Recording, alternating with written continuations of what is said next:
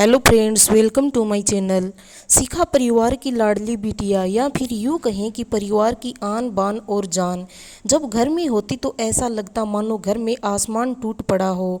घर में इधर उधर धम्मा चौकड़ी करना और खूब सारी बातें करना उसके पसंदीदा कामों में से एक था।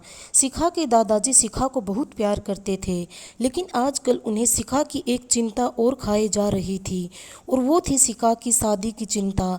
बस दादाजी अब हर परिवार में शिखा का ससुराल ढूंढते, लेकिन शिखा को शादी नाम से ही इतनी चिढ़ थी कि शादी का नाम सुनते ही वह गुस्सा होकर मुंह फुलाकर दूसरे कमरे में बैठ जाती। खैर, थोड़ी देर में उसका गुस्सा खुद ब खुद उतर जाता और वो वापस अपनी धम्मा चौकड़ी में व्यस्त हो जाती। काफ़ी खोजबीन के बाद भी शिखा के दादाजी को कोई ऐसा परिवार नज़र नहीं आया जहां वे अपनी लाडली बिटिया की शादी कर सके। इसलिए उन्होंने अपने बचपन के दोस्त से इस बारे में राय लेने का निश्चय किया। बस फिर क्या था, वे अपने दोस्त राय बहादुर से मिलने बरेली की ओर निकल पड़े। अगले दिन जब वह बरेली पहुंचे तो राय बहादुर ने स्टेशन पर ही उनके लिए गाड़ी भेज दी थी। 10 साल बाद अपने बचपन के दोस्त से मिलने के लिए वे भी बड़े उतावले थे। गाड़ी धीरे धीरे राय बहादुर के घर की ओर बढ़ी। वहां बंगलों से आगे बगीचा, गाड़ियां और नौकर चाकर देख दादाजी का मन खुशी से भर गया। इन 10 सालों में राय बहादुर ने कितनी तरक्की कर ली है। नहीं तो 10 साल पहले राय बहादुर के पास था ही क्या। बस यही सब सोचते सोचते शिखा के दादाजी अपने दोस्त के बंगलो पहुंच ही गए। गाड़ी की हॉर्न की आवाज़ के साथ ही राय बहादुर घर के बाहर अपने दोस्त के स्वागत के लिए आ गए थे।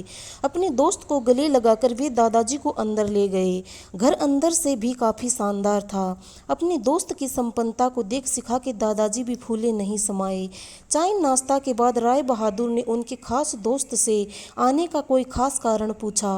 दादाजी ने पोती की शादी के लिए एक अच्छा सा परिवार ढूंढने की काम सौंपते हुए बिटिया का फोटो राय बहादुर के हाथ में सौंप दिया। राय बहादुर भी अपने बेटे विक्रम के लिए एक सुयोग्य कन्या की तलाश में थे। तीखे नैन नक्श चेहरे पर तेज और एक बार में ही किसी को पसंद आने वाली शिखा बिटिया को फोटो में देखकर ही उन्होंने शिखा को अपने घर की बहू बनाने का फैसला कर लिया। राय बहादुर इतना सोच ही रहे थे कि इतने में उनका बेटा विक्रम आ गया। विक्रम ने दादाजी के पैर छुए और हाल चाल पूछने के बाद ऑफिस की ओर निकल गया। विक्रम के जाने के बाद राय बहादुर ने अपने दोस्त से विक्रम और शिखा के संबंध के लिए पेशकश की। शिखा के दादाजी को लगा जैसे राय बहादुर ने उनके मुंह की बात छीन ली हो। खैर, प्रसन्नता से विदा लेकर अपने घर आने का कहकर दादाजी अपने घर की ओर निकल गए। विक्रम को शिखा बहुत पसंद थी, लेकिन विक्रम की माँ विक्रम की शादी अपने से भी बड़े घर में करना चाहती थी। लेकिन विक्रम के मानने पर वह मान गई और तय समय पर विक्रम और शिखा की शादी हो गई। ससुराल में शिखा के सास ससुर, विक्रम के बड़े भैया भाभी और शिखा की ही उम्र की एक ननद थी रागिनी। अपनी सादगी और सबका अच्छे से ख्याल रखने के कारण शिखा ने घर में सबके दिलों में जगह बना ली। लेकिन अपनी तमाम कोशिशों के बावजूद अपनी सासू माँ का प्यार पाने में असफल रही। वह शिखा के हर काम में कुछ ना कुछ गलती निकाल ही देती थी। अपनी शादी की रात को ही विक्रम ने शिखा से साफ साफ कह दिया था कि घर के किसी भी मामले में बिल्कुल नहीं बोलूँगा, ना तो मैं किसी बात पर माँ से बहस करूँगा और ना ही तुम्हारा साथ दूंगा। तुम्हें अपनी समझदारी से ही काम लेना होगा। लेकिन शिखा की लाख कोशिशों के बावजूद भी सासू माँ के व्यवहार में कोई परिवर्तन नहीं आ रहा था। शिखा की ननद जरूर उसकी माँ से शिखा भाभी के प्रति इस तरह के व्यवहार पर उलझ जाती, लेकिन इससे वे भी केवल बात बढ़ाने के अलावा कुछ नहीं होता। इसी तरह करीब 1 साल निकल गया। शिखा और विक्रम को जुड़वा बेटियां हुई। यह समय शिखा के लिए अग्नि परीक्षा का समय था। शिखा का दर्द शिखा के लिए आंसू बन गया था। ससुराल में शिखा को संभालने वाला कोई नहीं था और विक्रम और उनके पापा ने शिखा को अपने मायके भेजने के लिए पहले ही मना कर दिया था। एक दिन रागिनी कॉलेज से आई तो उसने सभी को कॉलेज के सालाना कार्यक्रम में आने के लिए कहा और यह भी कहा कि कॉलेज में उसकी भी 2 प्रस्तुतियाँ हैं, इसलिए आप सभी को चलना बहुत ज़रूरी है। खैर, करना चाहते हुए भी शिखा को अपनी दोनों जुड़वा बेटियों के साथ रागिनी के कॉलेज जाना पड़ा। कार्यक्रम की शुरुआत में गीत संगीत की कई प्रस्तुतियां हुई। उसके बाद मॉडलिंग राउंड शुरू हुआ। दर्शकों ने तालियों के साथ सभी का उत्साहवर्धन किया। मॉडलिंग में रागिनी ने भी हिस्सा लिया था।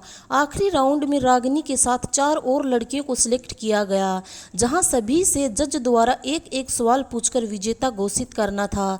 सवाल जवाब का दौर शुरू हुआ। इसी कड़ी में जज साहिबा ने रागिनी से सवाल पूछा, अगर घर में तुम्हारी माँ और भाभी में से किसी एक का साथ देना हो तो तुम किसका साथ दोगी? पूरे सदन में खामोशी छाई थी। सभी रागिनी के जवाब की प्रतीक्षा कर रहे थे। तभी रागिनी ने थोड़ा आगे बढ़कर कहा, अगर भाभी सही हो तो अपनी भाभी का। जज साहिबा ने आगे पूछा, क्यों? रागिनी ने जवाब दिया, क्योंकि मुझे भी कल किसी की भाभी बनना है। जवाब सुनते ही पूरे सदन में तालियां गूंज उठी। सभी रागिनी की सोच और उसके सटीक जवाब की प्रशंसा कर रहे थे। रागिनी को विजेता घोषित किया गया।